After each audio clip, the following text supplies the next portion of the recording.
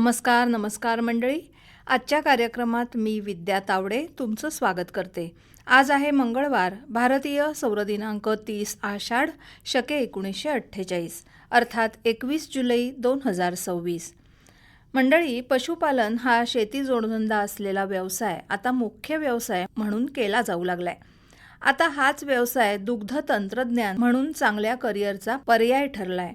आज या व्यवसायाला गरज आहे ती तांत्रिकदृष्ट्या पूर्णपणे प्रशिक्षित, वैज्ञानिक दृष्टिकोन असलेले आणि आधुनिक उद्योग व्यवस्थापन समजणारे स्मार्ट व्यावसायिक. ही गरज लक्षात घेता 12वी विज्ञान शाखेच्या विद्यार्थ्यांसाठी बी.टेक डेअरी टेक्नॉलॉजी हा 4 वर्षांचा व्यावसायिक पदवी अभ्यासक्रम सुरू झालाय.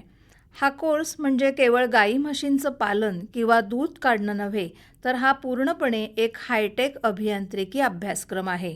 तेव्हा तरुण शेतकरी उद्योजकांनी याचा जरूर विचार करावा. मंडळी, आता ऐकूया कमी खर्चात फायदेशीर पशुपालन कसं करावं ही डॉक्टर विकास भारंबे यांची ऋचा गद्रे यांनी घेतलेली मुलाखत.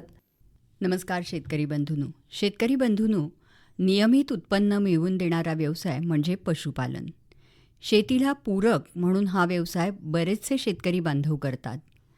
अर्थात एक मुख्य व्यवसाय म्हणून जेव्हा आपण हा व्यवसाय करण्याचं इच्छितो तेव्हा त्याच्यामध्ये कमी खर्चात तो आपल्याला कसा फायदेशीर होऊ शकेल याचा विचार करतो. तर आज आपण कमी खर्चात फायदेशीर पशुपालन कसं करता येईल याविषयीच माहिती करून घेणार आहोत. आणि ही माहिती देण्यासाठी आपल्या इथे डॉक्टर बाळासाहेब सावंत कोकण कृषी विद्यापीठामध्ये जो पशुसंवर्धन विभाग आहे या विभागातील संशोधन सहयोगी डॉक्टर विकास भारंबे सर आलेले आहेत आणि त्यांच्याकडूनच आपण याविषयी सविस्तर माहिती करून घेणार आहोत. नमस्कार सर. नमस्कार सर, कमी खर्चामध्ये पशुपालन सुरू करताना सर्वात पहिली आणि महत्त्वाची गोष्ट कोणती आहे? शेतकरी बंधूंनो, पशुपालनमध्ये आपण गाई, म्हशी, शेळ्या, मेंढ्या या प्रकारच्या जनावरांचं पालन करत असतो. त्यामध्ये सर्वात महत्त्वाची गोष्ट म्हणजे योग्य जनावरांची निवड. आपल्या भागातील हवामानाशी जुळवून घेणाऱ्या तसेच भौगोलिक परिस्थितीनुसार आपल्या स्थानिक परिस्थितीमध्ये तग धरून राहणाऱ्या जातींची निवड पशुपालनास केल्यास आपल्याला थोडाफार आर्थिक फायदा यामध्ये होऊ शकतो. किंवा त्या संकरित जनावरांच्या निवडीपेक्षा स्थानिक जनावरे निवडले असतास यावरतील खर्च आपल्याला कमी दिसून येतो. ज्या जनावरांची रोगप्रतिकारक शक्ती चांगली आहे अशा प्रकारच्या जनावरांवरती औषधोपचार करण्यासाठी खर्च हा कमी येतो. त्यामुळे शेतकरी बंधूंनो, साधारणतः आपल्या भागातील स्थानिक जातीच्या पशूंचे पालनासाठी आपण निवड करणे गरजेचे आहे, जेणेकरून त्यांच्या खरेदीसाठी लागणारा जो खर्च आहे तो आपल्याला पहिल्याच पायरीवरती कमी करता येईल. बरोबर, म्हणजे स्थानिक जातींची निवड हा त्यातला पहिला मुद्दा आहे. सर, जनावरांच्या गोठ्यासाठी खूप मोठ्या प्रमाणात खर्च करावा का, किंवा कमी खर्चात चांगला गोठा कसा बांधता येऊ शकतो? शेतकरी बंधूंनो, पशुपालनामध्ये सर्वात महत्त्वाची गोष्ट म्हणजे त्या पशुपालनास लागणारा चारा आणि निवारा. बरोबर, निवारा खूप महत्त्वाची बाब पशुपालनामध्ये आहे. त्यामध्ये मुख्यत्वे 3 प्रकारचे गोठे आपल्याला बघायला मिळतात. एक आहे मुक्त संचार गोठा, दुसरा आहे शेपटी पुढे शेपटी, आणि तिसरा आहे डोक्यापुढे डोकं. मग त्याला टेल टू टेल आणि हेड टू हेड सिस्टीम असं शास्त्रीय भाषेमध्ये म्हटलं जातं. पण मात्र या प्रकारचे सर्व गोठे बांधण्याकरता आपल्याला सिमेंट काँक्रीटचे महागडे बांधकाम करण्याची गरज पडते. स्थानिक पातळीवरती मिळणारे बांबू किंवा लाकूड किंवा छतासाठी पत्रा किंवा गवताचा वापर करून आपल्याला सहजरित्या मुक्त संचार गोठा हा बांधता येतो. मात्र शेतकरी बंधूंनो, मुक्त संचार गोठ्यामध्ये आपल्याला एक काळजी घेणे गरजेचे आहे, जेणेकरून आपल्याला कमी खर्च येऊ शकतो. मुक्त संचार गोठ्यामध्ये दिवसातील जवळपास 8 तास आपली जनावरे ही मोकळ्या संचार पद्धतीमध्ये आपल्याला ठेवायला लागतात. आणि ज्या गाई ज्या म्हशी दुधामध्ये असतील त्यांना दूध काढण्याच्या वेळी फक्त बांधली जाते आणि जागेवरती खाद्य दिले जाते. आणि इतर वेळी सर्व आपले जे गाई किंवा म्हशी असतील किंवा शेळ्या मेंढ्या असतील ह्या त्या एका कंपाऊंड बाउंड एरियामध्ये आपण मोकळे सोडतो. या प्रकारच्या गोठ्याला आपण मुक्त संचार गोठा असं म्हणतो. साधारणतः ज्या शेतकऱ्यांना खर्च परवडत नसेल, बांधकामासाठी पक्क्या बांधकामासाठी खर्च परवडत नसेल, त्या शेतकऱ्यांनी मुक्त संचार गोठ्याकडे वळल्यास त्या प्रकारच्या गोठ्यांसाठी आपल्याला कमीत कमी खर्चामध्ये हा गोठा आपल्याला बांधणं शक्य होऊ शकते. सर, आत्ता तुम्ही मुक्त संचार गोठ्याविषयी बोलत आहात, तर असा एक प्रश्न विचारावासा वाटतो की गायी, म्हशी आणि शेळ्या या तिन्ही जे पशु आहेत ते एकत्र पाळू शकतात का या पद्धतीमध्ये?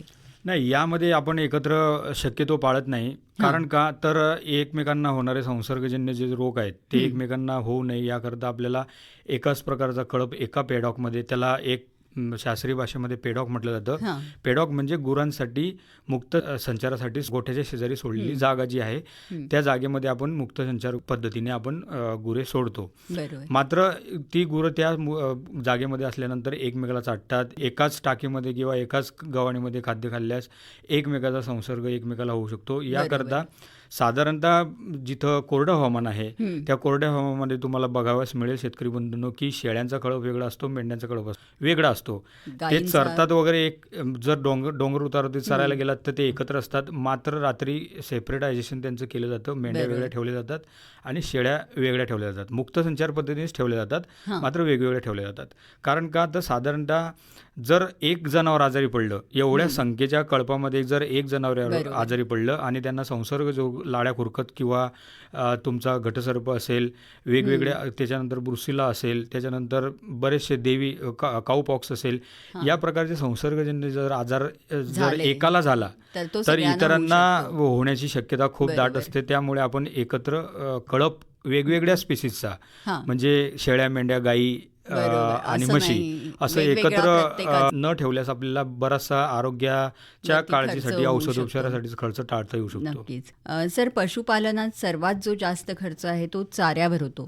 हा खर्च जर कमी करायचा असेल तर पशुपालकांनी काय करणं अपेक्षित आहे? साधारणतः शेतकरी बंधूंनो, सर्वात महत्त्वाची गोष्ट म्हणजे पशुपालनामध्ये तुम्ही गाई घ्या, म्हशी घ्या, शेळ्या घ्या, मेंढ्या घ्या किंवा कोंबडी घ्या, ती देशी कोंबडी घ्या, ब्रॉयलर कोंबडी घ्या, पशुपालनामध्ये सर्वात जास्त खर्च, जवळपास 60 ते 70% खर्च हा फक्त खाद्यावरती होतो, म्हणजे चाऱ्यावरती होतो.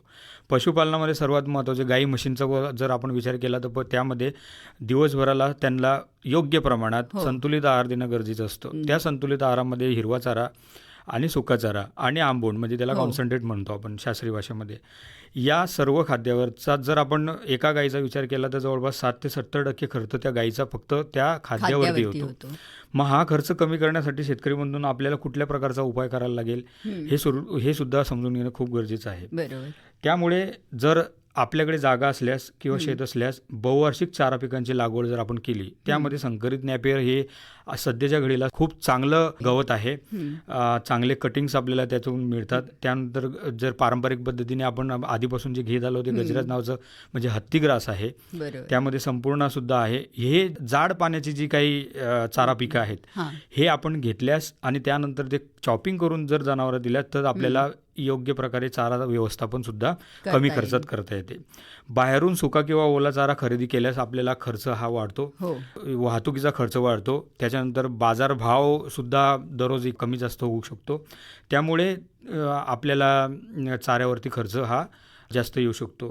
त्यानंतर शक्यतो सुक्या चाऱ्यावरती होणारा जो खर्च आहे तो जर आपल्याला शक्यतो कमी करायचा असेल तर सर्वात महत्त्वाची बाब म्हणजे स्वतःच्या शेतामध्ये जे काही पीक अवशेष आहे, म्हणजे रब्बी हंगामामध्ये भुईमूग असेल किंवा तुमचे कडधान्य असेल किंवा ज्वारी असेल, मक्का असेल, बाजरी असेल, त्याचे जे पीक अवशेष आहे ते पीक अवशेष सुकवून जर तुम्ही चांगली उडवी लावून ठेवली आणि त्याचा वापर पावसाळ्यामध्ये जर केला, हिवाळ्यामध्ये पावसाळ्यामध्ये केला तर आपल्याला सुक्या चाऱ्यावरती होणारा जो स्पेसिफिकली खर्च आहे तो आपल्याला शेतकरी बंधूंनो कमी करता येऊ शकतो. बरोबर. पण आपण बघतो की उन्हाळ्यामध्ये चाऱ्याची टंचाई ही दिसून येते, तर असं असताना कमी खर्चामध्ये हे व्यवस्थापन कसं करायचं?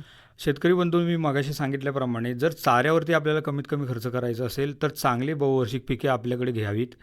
साधारणतः बाहेरून कुठलाही हिरवा चारा जर आपण खरेदी करत असू तर तो टाळावा. बरोबर. त्यामुळे काय होईल की आपल्या शेतामध्ये जी काही आपल्याला हिरवं गवत सुद्धा जे बांधावर असतं त्या गवताच्या साह्याने सुद्धा आपण त्याचा वापर करून सुद्धा स्वस्तामध्ये किंवा कमी खर्चामध्ये मुरघास बनवू शकतो. आता मुरघास हा असा विषय आहे की शेतकरी बंधूंनो, जेव्हा आपल्याकडे कोकणामध्ये साधारणतः कोकणाचा विचार केला तर पावसाळ्यामध्ये आपल्याला वेगवेगळ्या प्रकारचं गवत आपल्या बांधावरती दिसतं.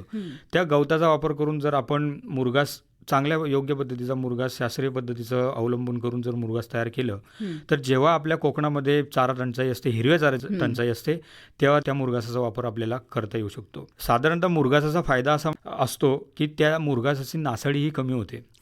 हिरवा चारा तुम्ही असा उडवी लावून जर ठेवला, गोठ्याच्या बाहेर जरी एक पेंडी जरी ठेवली तरी त्याच्यामध्ये मॉइश्चर असतं. त्या मॉइश्चरमुळे तो लगेच सडतो, लगेच 2-3 दिवसामध्ये तो सडायला सुरुवात होते. पण मुरघासमध्ये आंबवण्याची क्रिया असल्यामुळे कुठलेही अन्न घटक हिरव्या चाऱ्यातले कमी न होता आपल्याला हिरवा चारा साठवून ठेवता येऊ शकतो. आणि यामुळे शेतकरी बंधूंनो, मुरघाचा जर आपण वापर जर केला तर अत्यंत कमी खर्चामध्ये आपल्याला पौष्टिक चारा गुरांना जेव्हा चाराची टंचाई असेल तेव्हा आपल्याला देता येतो. दूध उत्पादनातही घट आपल्याला बघावयास मिळत नाहीत. मात्र मुरघास देताना शेतकरी बंधूंनो एक गोष्ट शास्त्रीयदृष्ट्या लक्षात घेणे गरजेचे आहे की मुरघास दुभत्या जनावरांना जर देत असाल तर ते मात्र दूध काढल्यानंतर द्यावे. कारण आंबवलेलं ते असतं. दूध काढण्याच्या अगोदर जर मुरघास दिल्यास तर त्याचा जो वास आहे, त्याचा जो गंध आहे तो आपल्या दुधाला येऊ शकतो. त्यामुळे या मुरघास हे शक्यतो दुभत्या जनावरांना दूध दिल्यानंतर द्यावे. आपण आता बघतो की बाजारामध्ये महागडी पशुखाद्य असतात, तर सगळ्यांनाच ही परवडणारी असतात असं नाही. तर अशा वेळी याला काही स्वस्त पर्याय उपलब्ध आहे का? हो, नक्कीच आहे. जसं पारंपरिक पद्धतीने आपण शेती करत होतो तेव्हा कुठं मार्केटमध्ये किंवा बाजारामध्ये एवढे प्रोसेस केलेले गुरांची खाद्य नव्हती, गोळी नव्हती, कॉन्सन्ट्रेट नव्हते, वेगवेगळे पशुआहार नव्हते. याआधी सुद्धा आपण पारंपरिक पद्धतीने स्थानिक जे गुरु आपल्याकडे होते त्यांना घरातीलच आपल्या गव्हाचा, भाताचा कोंडा किंवा मक्याचा भरडा, तूर चूर्ण असेल, हरभरा चूर्ण असेल, ज्यांच्याकडे सोयाबीन असेल त्याची सोयाबीन पेंड काही शेतकरी विदर्भामध्ये वगैरे करतात. ज्यांच्याकडे भुईमुग असेल ते भुईमुग पेंड सुद्धा तयार घरच्या घरी करता येऊ शकते तेल काढून. तर या प्रकारचा मी मगाशी सांगितल्याकडे पीक अवशेष जे आहेत, आपल्या शेतातले पीक अवशेष ते बाहेर कुठेही न जाळता किंवा न विकता ज्या शेतकऱ्यांकडे पशुपालन शेतीसाठी जोडधंदा म्हणून करत असतील त्या शेतकऱ्यांनी मात्र त्यांचे पीक अवशेष पूर्णतः गोठ्यामध्ये कसे वापरले जातील चारा म्हणून याकडे आवर्जून लक्ष देणं गरजेचं आहे. म्हणजे जेणेकरून पशुखाद्य तयार करण्यासाठी लागणारा जो काही पेंड वगैरे आहे ते आपल्याला घरच्या घरी मिळेल आणि आपण संतुलित आहार घरच्या घरी तयार करू शकू. दुसरा यामध्ये एक प्रकार असा आहे, कॉन्सन्ट्रेट ऐवजी आपण हायड्रोपोनिक्स, माती विण्याचे चाराची जी शास्त्रीय पद्धत आहे हिरवा चारा तयार करण्याची, हायड्रोपोनिक्स सुद्धा कमी खर्चामध्ये आपल्याला तयार करता येऊ शकते. आणि कोकणाचा जर विचार केला तर कोकणाच्या कॉमन हवामध्ये म्हणजे कुठल्याही प्रकारचं नियंत्रित हवामान न देता रूम टेम्परेचरला किंवा हायड्रोपोनिक्स सामान्य तापमानाला, सामान्य आर्द्रतेच्या परिस्थितीमध्ये आपण चांगल्या प्रकारचा हायड्रोपोनिक मक्यापासून, गव्हापासून आणि ज्वारीपासून तयार करू शकतो. तर या प्रकारे हायड्रोपोनिक्स देऊन तुम्ही कमीत कमी खर्चामध्ये पौष्टिक हिरवा चारा तयार करून गुरांना पशुखाद्यावरती कॉन्सन्ट्रेट किंवा याच्यावरती होणारा जो खर्च आहे तो शेतकरी बंधूंना आपण सहजता कमी करू शकतो. म्हणजे आपल्याकडे पर्याय उपलब्ध आहेत, त्यांचा विचार आपण करणं गरजेचं आहे. आता चाऱ्याचा काही वेळा अपव्यय होतो, हा अपव्यय टाळून कसा खर्च आपण कमी करू शकतो? साधारणतः शेतकरी बंधूंनी एक गोष्ट लक्षात घ्या, पीक अवशेषांचे धसकटे म्हणजे जसं ज्वारी असेल, बाजरी असेल किंवा मका असेल किंवा कोकणामध्ये भुईमुग काढ असेल किंवा कोकणामध्ये भात पेंडा असेल, तर शक्यतो हा अख्खा न देता ते चाप कटरने चॅपिंग करून जर तुकड्यांमध्ये जर आपण हिरवा चारा बारीक करून जर दिला तर आपल्याला पूर्ण चाऱ्याचा वापर करता येऊ शकतो. कारण होतं काय की जेव्हा काही जनावरे काय करतात की तुम्ही जर धसकट जसं गव्हाणीमध्ये टाकलं तर ते फक्त पानं खातात, सुकी असू द्या किंवा हिरवा असू द्या, सगळं म्हणजे झाडाचं जे खोड असतं, स्टेम असतं मक्याचं, त्यांना चावण्याकरता किंवा त्यांना पचन करण्याकरता जर थोडंसं अवघड असं खातात ते. मात्र त्याच्यामुळे चयापचय जी ॲक्टिव्हिटी आहे, मेटाबॉलिक ॲक्टिव्हिटी आहे, ती सुद्धा थोडीफार डिस्टर्ब झालेली आपल्याला बघायला मिळते. पण बस जर आपल्याला चाऱ्याचा अपव्यय टाळायचा असेल तर तो चाप केलेला बारीक तुकड्यांमध्ये जर आपण दिला, चाऱ्याची कुट्टी करून जर आपण दिली, ती अतिशय योग्य प्रमाणात आपल्याला वापरता येऊ शकते. आणि जवळपास आपण चारा हा सुका चारा असू द्या किंवा हिरवा चारा असू द्या, दोघं चारा जर आपण कुट्टी करून किंवा बारीक करून दिला तर जवळपास 30% जनावरांना जास्त चारा मिळू शकतो. आणि त्यामुळे ते बारीक असल्यामुळे ते आवडीने खातात आणि यामुळे आपल्याला अपव्यय होण्याच्या गोष्टीवरती जो खर्च आपला वाया जाणार आहे तो आपण टाळू शकतो. बरोबर आहे. आता जनावरांचं आरोग्य चांगलं ठेवून औषधांचा खर्च आपल्याला कसा वाचवता येऊ शकतो?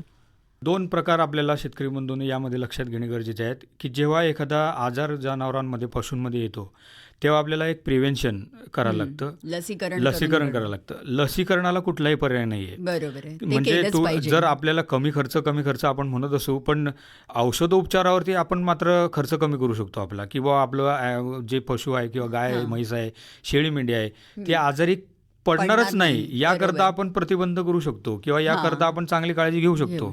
म्हणजे जसं म्हटलं आहे की prevention is better than cure. पण आपल्याला लसीकरण मात्र हे आपल्याला करणं टाळता येणारी गोष्ट नाही आहे. त्याच्यावरती लसीकरणावरती मात्र खर्च केला पाहिजे. मात्र आमच्या सर्व पशुपालकांच्या माहितीप्रमाणे प्रत्येक जिल्हा आणि तालुक्यावरती जे काही पशुवैद्यकीय शासनाचा जो दवाखाना आहे तिथं लसी कमी दरामध्ये किंवा काही मोफत पण मिळतात. शक्यतो मोफतच मिळत असतील. त्यामुळे त्याचा लसीकरणावरती होणारा खर्चसुद्धा काही एवढा इतर औषधांपेक्षा जास्त येत नाही. त्यामुळे लसीकरण हे टाळू नये. मात्र लाळा खुरकत, गटसर्प यासारख्या आजारांवरती जे कॉन्टॅजियस मोठे मोठे डिसीज आहेत त्या मोठे डिसीजवरती लसीकरण करून घ्यावे. सरकारी दवाखान्यात हे लसीकरण शक्यतो मोफत किंवा कमी खर्चात आपल्याला मिळते. तसेच दर 3 महिन्यांनी जनावरांचे जंतू निर्मूलन करून घ्यावे. जंतू निर्मूलनमध्ये अतिशय चांगलं औषध बाजारामध्ये हायटेक्स नावाचं आहे. तेच जर जास्त क्वांटिटी घेतली तर कमी खर्चामध्ये आपल्याला ते सुद्धा मिळू शकते. अल्बोमोर नावाचं एक जंतुनाशक आहे, त्याचा वापर करावा. पण मात्र इथलं एवढं सगळं करूनही जर गोठ्यातलं वातावरण जर आपण व्यवस्थित ठेवलं, आता गोठ्यामध्ये गुरं आजारी पडणार नाही. मुक्त संचार गोठा असू द्या किंवा बंदिस्त असू द्या किंवा tail to tail, head to head कुठलाही गोठा असू द्या, त्या गोठ्यामध्ये पावसाळ्यामध्ये कोकणामध्ये शेतकरी बंधूंनो जे पारंपरिक पद्धतीने आपण जी धुरांडी करतो त्या धुरांडीमध्ये तुम्ही कापूर टाका, त्याच्यामध्ये गिरीपुष्पाचा पाला टाका, निरगुडीचा पाला टाका किंवा कडुनिंबाचा पाला टाका, जेणेकरून जे परजीवी आहेत किंवा जे परजीवी कीटक आहेत ते गोठ्यामध्ये कमी प्रमाणात होतील, माशा कमी होतील आणि यांच्याद्वारे जे मोठ्या मोठ्या रोगांचा संसर्ग इतर गुरांना होतो. त्यामुळे जर परजीवींची संख्या जर आपण गोठ्यातली कमी केली तर औषधोपचारावरती साहजिकच आपला खर्च कमी होणार आहे. तर ही बेसिक काळजी शेतकरी बंधूंनी जर तुम्ही गोठ्यात पशुपालन करताना घेतली तर औषधोपचारावरती होणारा खर्च निश्चितच आपण टाळू शकतो. बरोबर. त्याचबरोबर गोठ्याची स्वच्छता हा सुद्धा एक अतिशय महत्त्वाचा मुद्दा आहे की ज्यामुळे रोगराईला तुम्ही टाळू शकता. आता आपण बघतो की हा व्यवसाय जेव्हा करायचा असतो तेव्हा यासाठी मनुष्यबळ जे आहे ते खूप लागतं. तर या मनुष्यबळामध्ये म्हणजेच मजुरांचा जो खर्च आहे तो कशा पद्धतीने कमी करता येईल आपल्याला?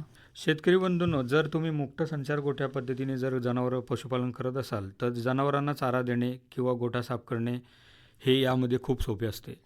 जसं मोठे मोठे जे दूध देणाऱ्या गायी किंवा म्हशी आहेत त्यांना टेल टू टेल किंवा हेड टू हेड सिस्टीममध्ये पाळलं जातं शास्त्रीयदृष्ट्या. मग या गोठ्यांमध्ये शेण काढण्यासाठी, गव्हाणे साफ करण्यासाठी, गटर साफ करण्यासाठी खूप सारे मजूर आपल्याला लागतात. मोठमोठ्या शेतकऱ्यांकडे ॲटोमायझेशन सुद्धा, आधुनिकीकरणाचं AI तंत्राचा वापर करून सुद्धा आजकाल सद्यस्थितीमध्ये भारतामध्ये पशुपालन शेतकरी करतायत किंवा बऱ्याचशा मशिनरी सुद्धा उपलब्ध आहेत. मात्र मुक्त संचार गोठा पद्धतीमध्ये इतर गोठ्यांपेक्षा आपल्याला कमी खर्च येऊ शकतो मजुरांवरती. एकाच जागेवरती जनावरं बांधून ठेवल्यापेक्षा मुक्त गोठ्यामध्ये एकच मजूर जास्त जनावरे सांभाळू शकतो. यामध्ये जसं आपण शेतीचा विचार करतो तसंच जनावरांचा आहे, पशुपालनासुद्धा आहे. कौटुंबिक माणसं जर यामध्ये इन्व्हॉल्व असतील तर आपल्याला साहजिकच बाहेरच्या मजुरांवरती खर्च आपण कमी करू शकतो. बरोबर आहे. म्हणजे कुठल्या पद्धतीने आपण जनावरं पाळतोय हा त्यातला महत्त्वाचा मुद्दा आहे. त्यावरती तुम्हाला किती मजूर लागणार आहेत हे अवलंबून असतं. सर, आता दुधाचं उत्पादनासाठी बरेचसे पशुपालक पशु सांभाळतात, म्हणजे गाई म्हशी. तर कमी खर्चात दूध उत्पादन वाढवण्यासाठी काय उपाय करता येतील? शेतकरी बंधूंनी एक लक्षात घेणं गरजेचं आहे की बाजारामध्ये खूप सारे असे औषधं उपलब्ध आहेत की ज्याची जाहिरात केली जाते की हे औषध द्या दूध वाढेल वगैरे. ते आहे, त्याच्यामध्ये मेडिसिन कंटेंट, त्याच्यामध्ये कॅल्शियम, मिनरल वगैरे आहेत. मात्र या औषधांची किंमतसुद्धा बाजारामध्ये तेवढीच आहे, जास्त प्रमाणात आहे. त्यामुळे साधारणतः शेतकरी बंधूंनो व्यायलेल्या गुरांना किंवा सगळ्या गुरांना थोडासा मिनरल मिक्सचर 50 ग्रॅम प्रति जनावर आपण दिलं हां. किंवा मिठाचा वापर जर आपण खड्या मिठाचा वापर जर गुरांच्या आंबवणामध्ये केला तर हे बाजारात खूप स्वस्त, ह्या 2 गोष्टी खूप स्वस्त मिळतात. मध्ये मिळतात आपल्याला. बरोबर. या 2 गोष्टींमुळे जनावरांची पचनशक्ती सुद्धा सुधारू शकते, दूध वाढते आणि जनावर वेळेवरती गाभण राहण्यास मिठाचा रोल, हळदीचा रोल खूप सारा महत्त्वाचा आपल्याला म्हणजे आपल्या घरातच या आहे. गोष्टी घरामध्ये उपलब्ध आहेत. किचनमध्ये ज्या काही गोष्टी आहेत बरोबर. यामध्ये मी असं सांगू इच्छितो शेतकरी बंधूंनो की दूध उत्पादन वाढण्याकरता काही घरातल्या अशा गोष्टी आहेत की त्या जनावरांच्या आंबवणामध्ये जर दिल्यात हां. तर जनावरांचे दूध नक्कीच आपल्याला वाढते. तुम्ही फक्त मुरघास खाऊ घाला हां. किंवा हायड्रोपोनिक खाऊ घाला, आझोला खाऊ घाला, हां. दूध उत्पादनात जवळपास 20 ते 25% आझोल्यामुळे 20 ते 25% वाढ होऊ वाढ शकते होते. दुधामध्ये. बरोबर. त्यानंतर घरातला एक शेवग्याचा पाला आहे, त्याची हां. पावडर करा, त्याची पावडर आंबवण्यामध्ये टाका. मीठ हे मात्र रेग्युलर थोडंसं द्या, थोडंसंच द्यायचं, मीठ जास्त प्रमाणात देणंसुद्धा गरजेचं नाही आहे. थोडंसं मीठ द्या. त्याच्यानंतर शतावरी पावडर द्या. हां. शतावरी पावडर हे नॅचरल मेडिसिन आहे बरोबर. जे दुधावरती काम करतं. ते काही प्रमाणात डॉक्टरांच्या सल्ल्याने जर तुम्ही दिलं हां. तर नक्कीच आपल्याला दूध वाढेल. ऑस्टो कॅल्शियम नावाचं एक औषध खूप जर जास्त क्वांटिटीमध्ये घेतलं तर कमी खर्चामध्ये आपल्याला मिळते, ते सुद्धा देऊ शकतात तुम्ही. ज्या शेतकऱ्यांना काहीच परवडत नसेल किंवा एकदमच कमी खर्च करायचा असेल त्यांनी ह्या प्रकारच्या गोष्टी ज्या नैसर्गिक पद्धतीने उपलब्ध आहेत त्या त्याचा वस्तू वापर करू जर तुम्ही शकता. दिल्यात तर नक्कीच आपण दूध वाढीमध्ये सुधारणा करू शकतो. जनावरांना आता पिण्याचं जे पाणी आहे ते स्वच्छ दिलं गेलं पाहिजे, तर हा स्वच्छतेवरचा खर्च कसा नियंत्रित करावा? गोठ्यात 24 तास पिण्याच्या पाण्याची सोय आपण करून घ्यावी. त्यामध्ये ॲटोमॅटिक वॉटर बाऊल असतो. त्याच्यानंतर यामुळे ॲटोमॅटिक वॉटर बाऊल जर आपण शक्यतो जो कोंबड्यांमध्ये आहे किंवा मोठ्या शेळ्या मेंढ्यांमध्ये सुद्धा ॲटोमॅटिक बाऊल आपण वापरला जातो. हे ॲटोमॅटिक वॉटर बाऊल हा खूप आधुनिक असलेली गोष्ट आहे. हो. पण शेतकरी बंधूंनो, मुक्त संचार गोठ्यामध्ये पाण्याची टाकी जी आपण ठेवणार आहोत गुरांना ती स्वच्छ असावी. त्यामध्ये पाणी रिफिल करता येईल असं टाकीतून डायरेक्ट त्यामध्ये कनेक्शन असावं. त्या पाण्यामध्ये क्लोरीन किंवा इतर निर्जंतुकीकरण जे मिळतं बाजारामध्ये ते टाकून घ्यावं, जेणेकरून पाण्यातून होणारे संसर्ग आपल्याला टाळता येऊ शकते. गोठ्याची स्वच्छता रोजच्या रोज करून घ्यावी. सुक्या पद्धतीने केल्यास पाण्याचा वापर कमी होऊ शकतो. आता सुक्या पद्धतीने गोठ्याची स्वच्छता कशी करावी हा एक प्रकार खूप महत्त्वाचा आहे. त्यामुळे शेतकरी बंधूंनो, तुमचा गोठा दक्षिण उत्तर असावा. कारण का तर पूर्वेकडून येणारं ऊन आणि पश्चिमेकडून मावळतं ऊन जे येणार आहे ते गोठ्यामध्ये पडेल आणि नैसर्गिक पद्धतीने गोठा सुका होऊ शकतो, निर्जंतुक होईल. हे छोट्या छोट्या गोष्टी आहेत शेतकरी बंधूंनो. या गोष्टींची जर आपण काळजी घेतली तर साहजिकच आपण पशुपालनावरती होणारा खर्च हा कमी करू शकू. जनावरांच्या प्रजनन व्यवस्थापनामध्ये देखील खूप मोठा खर्च होत असतो, तर हा खर्च कसा टाळता येईल? साधारणतः शेतकरी बंधूंनो, जर प्रजननाचा विचार केला तर ज्या गोठ्यांमध्ये वळूंचं पालन केलं जातं, ज्याचे पैदाशीकरता आपण वापर करतो, त्या वळूवरती होणारा खर्चाचं प्रमाण हे जास्त असतं. कारण वळूच्या खाद्यावरती किंवा त्याच्या कॉन्सन्ट्रेटवरती किंवा त्याच्या मेंटेनन्स प्रोडक्शन रेशनवरती जो होणारा खर्च आहे तो इतर जनावरांपेक्षा किंवा इतर गायींपेक्षा जास्त असतो. कारण जर वळू आपण व्यवस्थित मेंटेन केला नाही तर तो व्यवस्थित प्रजननक्षम होणार नाही आणि आपल्या कळपात आरोग्यमयी वासर जन्मास येणार नाही. त्यामुळे शक्यतो वळूचं संगोपन जर आपल्याला टाळायचं असेल तर आपल्याला कृत्रिम रेतनाकडे वळणं गरजेचं आहे. मग कृत्रिम रेतनाकडे जर आपण वळत असू तर मग आपल्याला शेतकरी बंधूंनो काही बेसिक गोष्टी आहेत त्या गोष्टीकडे आपल्याला दुर्लक्ष करून चालणार नाहीत. जनावर माजास आल्यात ते वेळेवर ओळखणं खूप गरजेचं आहे. दुर्लक्ष झाल्यास जनावराचा एक मास चुकतो आणि 21 दिवसांचा चारा पाण्याचा खर्च वाया जातो.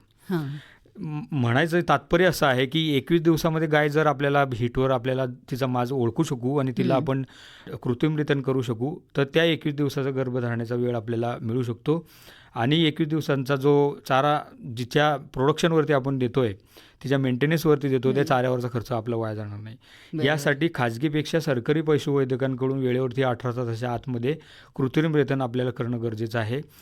जर आपण वळू पाळत असू तर त्या वळूवरती होणारा खर्च जर आपल्याला टाळायचा असेल तर कृत्रिम रेतनाकडे शेतकरी बंधूंनो प्रजनन व्यवस्थापनाकरता आपण वळणं गरजेचं आहे, जेणेकरून त्याच्यावरती होणारा खर्च आपण कमी करू शकू. बरोबर. आता पशुपालनामध्ये टाकाऊ गोष्टींपासून अतिरिक्त उत्पन्न आपण कसं मिळवू शकतो? शक्यतो असं म्हटलं जातं की कुठल्या गोठ्यामधून जी काही गोमूत्र किंवा शेण मिळतं ते टाकाऊ आहे. पण आमच्या माहितीप्रमाणे, सर्व पशुपालकांच्या माहितीप्रमाणे आजच्या घडीला सर्वात महत्त्वाचं अमृत म्हणजे गाईचं शेण आणि गोमूत्र आहे. कारण ज्या गाईच्या शेणापासून मिळणाऱ्या सगळ्या ज्या तयार होणाऱ्या ज्या काही सेंद्रिय निविष्ठा आहेत किंवा नैसर्गिक निविष्ठा आहेत, जसे पंचगव्य असेल, अमृत पाणी असेल, गोकृपा अमृत असेल, त्याच्यानंतर अमृत पाणी असेल, त्याच्यानंतर तुमचं घनामृत असेल, जीवामृत असेल, त्याच्यानंतर तुमचं सप्तधान्याकुर असेल, बीजामृत असेल, या प्रकारच्या सर्व सेंद्रिय निविष्ठा शेती पद्धतीमध्ये भरपूर भारतामध्ये शेतकरी वापरण्यास सुरुवात केलेली आहे. त्यामुळे शेतकरी बंधूंनो, चांगल्या प्रतीचं गांडूळ खत आणि या सर्व प्रकारच्या सेंद्रिय निविष्ठा तयार करण्यासाठी गाईचं शेण आणि गाईचं गोमूत्र हे खूप महत्त्वाची संपत्ती असून तुम्ही त्याचं संवर्धन करणं गरजेचं आहे आणि त्याचा वापर करून तुम्ही चांगल्या प्रतीचं, उच्च प्रतीचं गांडूळ खत, शेणखत, घनामृत तयार करू शकतात आणि ते बाजारात विक्रीकरता उपलब्ध करू शकतात, जेणेकरून ते विकल्यास तुमच्या पशुपालनावरती जो आर्थिक ताळमेळ आहे तो तुमचा सहजगता तुमचा भरून निघू शकतो. खरंय. सर, आता नवख्या पशुपालकांनी सरकारी योजना आणि अनुदानाचा लाभ हा कसा घ्यावा? शक्यतो शेतकरी बंधूंनो, पशुसंवर्धन विभागाच्या अनेक योजना महाराष्ट्रामध्ये किंवा भारत सरकारच्या आहेत, ज्यामध्ये गोठा बांधणी, दुभती जनावरे खरेदी किंवा चाऱ्यासाठी यंत्र, चाप कटर असेल, याकरता त्या योजनेच्या निकषाप्रमाणे 50 ते 75% सबसिडी ही मिळते. बँकेकडून कमी व्याजावरती पशु किसान क्रेडिट कार्डद्वारे कर्जही मिळते.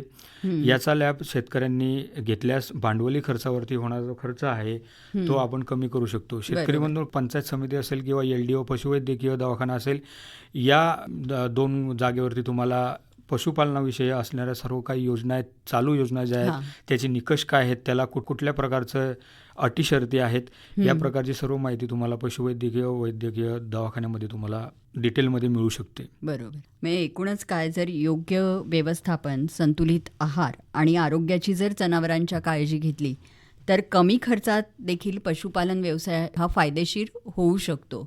सर, तुम्ही इथे आलात आणि कमी खर्चात पशुपालन व्यवसाय कसा फायदेशीर करायचा याविषयी खरोखरच खूप उपयुक्त माहिती आमच्या शेतकरी बांधवांना दिलीत. त्याबद्दल आकाशवाणीच्या वतीने आणि आमच्या शेतकरी बांधवांच्या वतीने मी आपले आभार मानते. नमस्कार. नमस्कार. कमी खर्चात फायदेशीर पशुपालन कसं करावं ही डॉक्टर विकास भारंबे यांची ऋचा गद्रे यांनी घेतलेली मुलाखत आत्ताच आपण ऐकलीत.